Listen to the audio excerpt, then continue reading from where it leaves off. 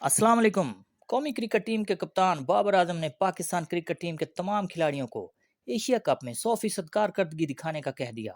पाकिस्तान और अफगानिस्तान के दरमियान 3 वनडे मैचों की सीरीज कल से श्रीलंका में शुरू हो रही है, जिसके बाद पाकिस्तान का मसरूफ तरीन क्रिकेट सीजन शुरू हो रहा है।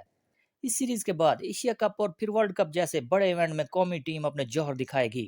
इससे पहले होने वाली सीरीज में पाकिस्तानी क्रिकेट टीम की कारकर्दगी बहुत अच्छी रही है, जिनमें न्यूजीलैंड के खिलाफ वनडे सीरीज 4-1 से, श्रीलंका के खिलाफ टेस्ट सीरीज 2-0 से अपने नाम कर चुकी है। पाकिस्तान की टीम हर शोबे में शानदार कारकर्दगी का मुजाहरा कर रही है।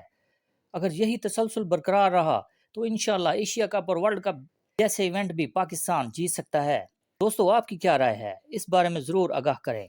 एक और खबर में एशिया कप के लिए भारतीय क्रिकेट टीम के 17 रुकनी स्क्वाड का ऐलान कर दिया गया है, जिसमें केएल राहुल और जसप्रीत बुमराह की वापसी हुई है। स्क्वाड में तिलक वर्मा को पहली दफा टीम में शामिल किया गया है, जिन्होंने अभी तक कोई वनडे मैच नहीं खेला।